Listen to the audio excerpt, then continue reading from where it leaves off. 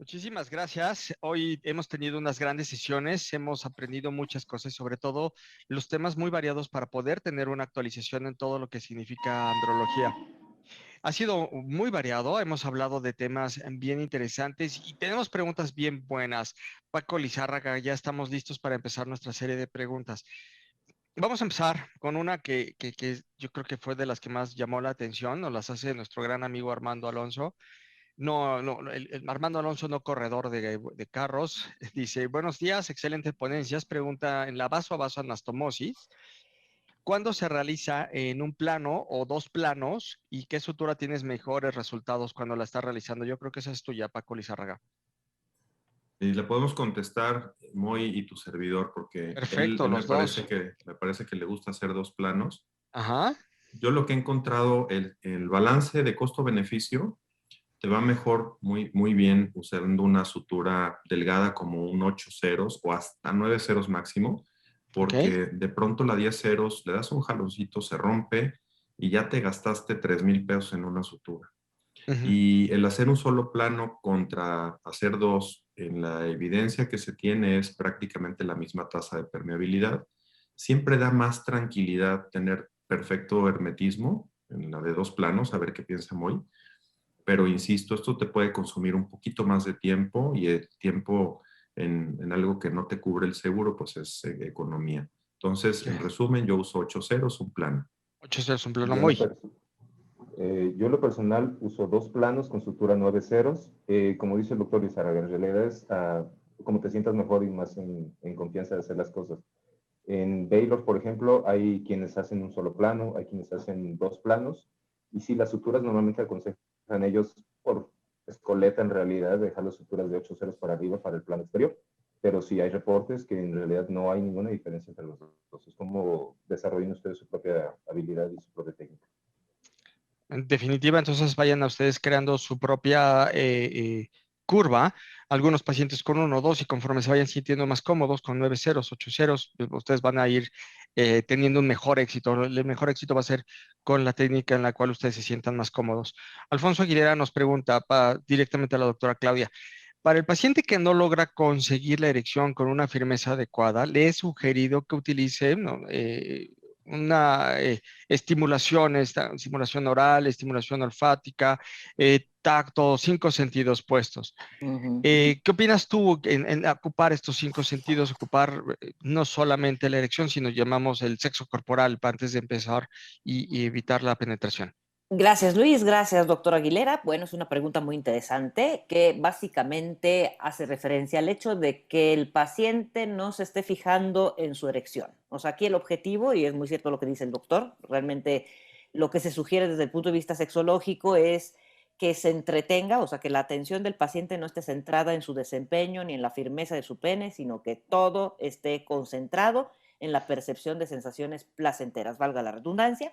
Entonces, bueno, pues los pacientes pueden hacer lo que quieran, siempre y cuando no haya intromisión del pene a ninguna cavidad, porque eso es lo que despierta la angustia de desempeño. Entonces, normalmente nosotros mandamos focalización sensorial, que son juegos de caricias por turnos, pero bueno, pues si el doctor quiere, no sé, sugerir cunilingus, alguna otra cosa, está bien. La felación no está indicada, por ejemplo, ¿no? Porque también implica la intromisión del pene a la boca de la pareja. Entonces, todo lo que haga que el paciente esté excitado, esté con un nivel altísimo de excitación, pero no esté centrado en la erección de su pene, va a contribuir a que disminuya la angustia de desempeño. Así que pónganlos a acariciarse lo más que se pueda. Y prohíban el coito, eso es importante. Perfecto. Toño Vidal, muchas gracias, Clau. Toño Vidal, vamos en esta parte donde estamos hablando de, nos llegan muchísimas espermatobioscopías y nos dicen parámetros de morfología, ¿no? Creo que hablaste de un tema bien importante, la morfología es como un gran parámetro para decir si está bien hecha o no la morfología. En tu caso, con toda tu experiencia, ¿cuáles son los parámetros en los cuales te basas? ¿Qué haces en esta morfología? ¿Qué nos puedes decir para cuando nos llegan este tipo de espermatobioscopías al urólogo, no andrólogo? ¿Cómo tomar en consideración que mi espermatobioscopía está sirviendo? Claro. Primeramente, bueno, reconocer que gracias por la invitación. Primero, reconocer que la morfología es uno de los parámetros más difíciles de evaluar, que se requiere mucha experiencia y mucho entrenamiento para poderlo evaluar con, digamos, todos los controles y parámetros de calidad que amerita. Entonces, nosotros nos enfrentamos continuamente al hecho de que hay una gran cantidad de pacientes que deciden hacerse los estudios en laboratorios de análisis clínicos generales. Aquí hay que recordar que, bueno, nosotros nos dedicamos a la parte de reproducción, vemos exactamente la correlación de un seminograma o las características ya como tal del espermatozoide que estamos utilizando en un procedimiento de reproducción asistida con el resultado final, que ya es, digamos, el embarazo y obviamente el nacimiento de un bebé sano. Entonces, la experiencia de los embriólogos o de los clínicos que trabajan haciendo las espermatobioscopías en centros de reproducción asistida es muy valioso porque tienen esta correlación. Entonces, la correlación que se puede encontrar o la calidad que se puede encontrar de un estudio bien hecho en un centro de reproducción asistida, por supuesto que va a superar a un estudio hecho en laboratorios de análisis clínicos generales. La nueva edición del Manual de la OMS, este borrador del cual estuvimos platicando, justamente trata de minimizar ese impacto. Pero aún así, bueno, creo que va a ser un poquito difícil y que los clínicos que trabajan, digamos, en análisis de laboratorios clínicos generales van a tener que acercarse un poco a esos talleres de estandarización para poder mejorar los parámetros y los controles de calidad que tienen que implementar al momento de hacer espermatobioscopía. Muchísimas gracias, Toño. Ricardo, con el tema de la azoospermia nos llega un punto que es bien importante. Hay muchas veces que empezamos, le platicamos al paciente todas las posibilidades terapéuticas, diagnósticas, terapéuticas, y le decimos, vamos a llegar hasta el final porque llegaste con el mejor andrólogo, que soy yo. Aquí el punto clave es, ¿cuándo en un paciente con azoospermia le dices, hasta aquí, ya no vamos a poder continuar adelante? Bueno, realmente yo en particular pienso que, como lo mencioné, primero es identificar a qué tipo de azoospermia te estás refiriendo, porque uno de los grandes problemas que yo he visto en la práctica privada principalmente es que existe desde su iniciar el estudio una confusión entre los médicos que ven la azoospermia. Puedo poner como ejemplo esto para responder el hecho de un paciente recientemente que había sido evaluado por 2 urólogos, inclusive por un ginecólogo, donde realmente se veía que era una azoospermia obstructiva de entrada y nunca le habían pedido un perfil hormonal y no habían podido identificar que ese paciente tenía un síndrome asociado a una azoospermia obstructiva.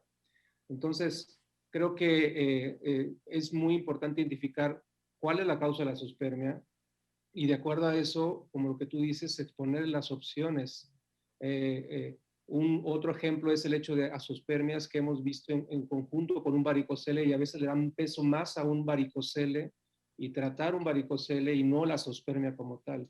Creo que en ese punto también el varicocele es el que menor impacto va a tener en la reproducción y en este caso proporcionarle pues al paciente el hecho de que tiene que irse a un procedimiento de reproducción asistida y sobre todo también depende muchísimo del número de hijos que va a tener con el propósito de poderle proporcionar, por ejemplo, una reconstrucción o alguna otra situación de tratamiento conforme el número de hijos principalmente y la pareja.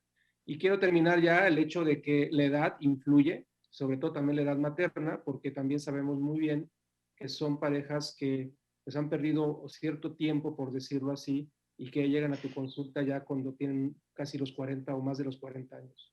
Ok. Es importante también saber que existe un límite para todos estos tipos de pacientes y decir ya hasta aquí, vamos a buscar otra opción.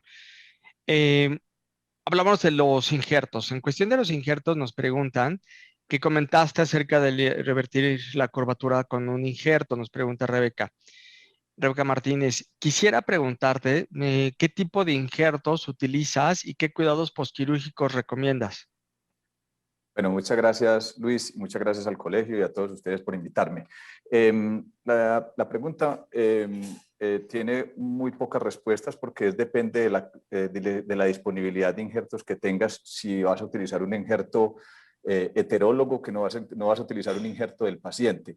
Cuando me entrené en urología, que empecé mi entrenamiento, hacíamos injertos de vena safena y cuando fui a hacer el fellow en España hacíamos injertos con túnica vaginal testicular. Ahorita lo que hago es que normalmente utilizo lo único que tengo disponible en Colombia, que es la submucosa de intestino de cerdo, ¿cierto?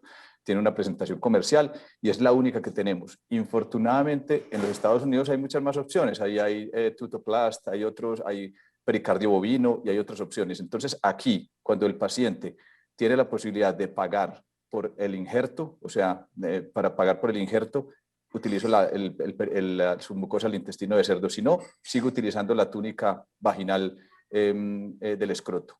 Y como cuidados postquirúrgicos, también muy buena pregunta, porque me parece que es tan importante el postquirúrgico como el mismo intraquirúrgico y la indicación de la cirugía. Me gusta mucho, primero que todo, dejo siempre un vendaje tipo como mommy wrap, como un vendaje circular en el paciente. Exactamente, dejo un vendaje circular mínimo 24 horas con mucho cuidado con la hipoperfusión del glande, porque depende del injerto. Si el injerto es un injerto muy extenso, sobre todo si fuiste muy distal en el pene para colocar el injerto, tienes mucho riesgo con hipoperfusión del glande y eso sería una cosa catastrófica. Entonces, mucho cuidado con los vendajes, porque los vendajes son vendajes no compresivos, son vendajes solamente, no me gusta utilizar ni siquiera material que estira, sino un vendaje de tela convencional, que lo dejo muy poco ajustado, vigilar el paciente en el posoperatorio. Y la otra cosa que hago con el paciente, además del manejo analgésico, con antiinflamatorios, es que más o menos un mes después de la cirugía empiezo aparato de tracción. Entonces me gustan los aparatos de tracción para que el paciente realmente encuentre una diferencia en el tamaño del pene con la técnica del injerto. Perfecto, muchísimas gracias, Alejandro. Gracias por conectarte desde Colombia. Saulo, vamos a continuar con esta parte del injerto. ¿Qué tanto nos puede ayudar tener injertos con la combinación de prótesis? Hablamos algo, nos diste un tema increíble de prótesis. Tú eres un gran experto nacional en cuestión de prótesis. Combinaciones, injertos, prótesis, ¿viable, no viable? Es viable definitivamente, Luis, sobre todo en aquellos casos en los cuales tenemos un Peyronie que es muy severo, un Peyronie que nos da 60 grados o más, me parece que es una muy buena medida. Anteriormente decíamos, bueno, hacemos una maniobra de Wilson en la cual en un Peyronie podemos reducir un poquito esta curvatura, pero la realidad es que estamos fracturando, se vuelve a formar. A mí me parece que es muy viable generar primero una reparación, podemos hacer una técnica de mallado con o sin injerto. Hablando de injerto, aquí en México, por ejemplo, tenemos disponibles 2 opciones de matriz celular cadavérica, lo cual para mí es una excelente opción en el manejo de ese tipo de patologías, pero definitivamente mi recomendación es cuando tenemos más de 60 grados, sí que hay que hacerlo. 1 y 2, de preferencia hacer todo este tipo de maniobras justo antes, ya cuando medimos y todo, pero justo antes de colocarlos, por el riesgo de generar una lesión en el implante. Y si lo van a hacer, bueno, pues hacer nada más con mucho cuidado. Padrísimo, muchas gracias. Paco Lizárraga, estamos sobre los tiempos.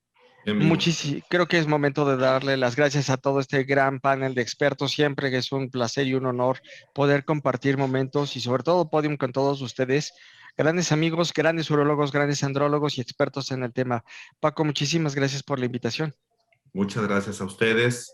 Gracias a todos los urólogos que nos hicieron favor, algunos biólogos de la reproducción también conectados, interesados en el tema. Abrazo y nos vemos pronto, amigos. Nos vemos pronto, seguramente nos vamos a ver en vivo. Gracias a ustedes y gracias, colegio, por toda la invitación y por todo el apoyo. Muchas felicidades por el éxito. Gracias. Bye. Bye.